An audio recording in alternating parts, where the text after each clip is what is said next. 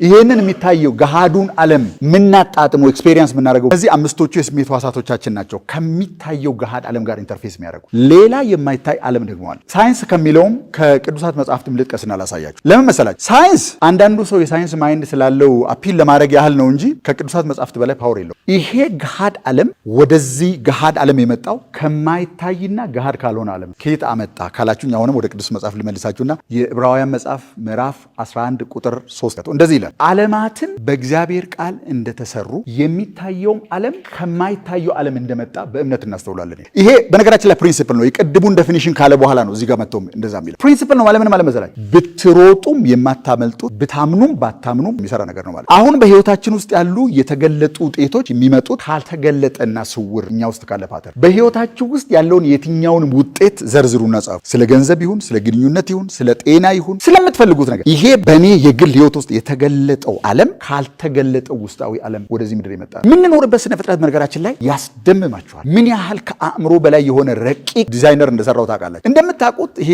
አሁን ባለን ቴክኖሎጂ በደረሰበት ደረጃ ወደ 93 ቢሊዮን የብርሃን ዓመታት ስፋት አለው። ይሄ የምንኖርበት ስነ 93 ቢሊዮን ዓመት የሚፈጅ ብትሄዱ በብርሃን ፍጥነት 300,000 ኪሎ ሜትር በሰከንድ እየሄዳችሁ ለማቋረጥ ብትፈልጉ 93 ቢሊዮን ዓመት የሚፈጅ ስነ ፍጥረት ውስጥ ነው የምንኖረው። ይሄ ስነ ፍጥረት እነሱ ሳይንቲስቶች ለመጠቀም ስለማይፈልጉት ቃሉን ዩኒፋይድ ፊልድ ብለው የሚጠሩት ግን ባህሪውን ሲገልጹ ደግሞ የራሱ ኢንቴሊጀንስ ያለው ሀክ የማይደረጉ በሰው ልጆች የራሱ ፈቃድ ያለው ግን ፍሬንድሊ የሆነ ካይንድ የሆነ ስፒሪት ነው ይሄንን ስነ ፍጥረት የሞላው። ይሄ ሁሉ ቦታ በውስጥም በውጭም በኩል የሸፈናችሁ ቦታ ስፒሪቱ። አሁን እኔም ብትጠይቁኝ ባወራ ደስ የሚለኝ የፈጣሪ መንፈስ ነው ስነ ፍጥረትን ጠቅላላ የሞላው። መሬት ላይ ብቻ አይደል። ይሄ ሁሉ በትሪሊየን የሚቆጠሩ ከዋክብቶች 1 ቢሊዮን ፀሐይን ውስጣቸው አስገብተው ዝም ማለት የሚችሉ በጣም ጃያንት ከዋክብቶች አሉ።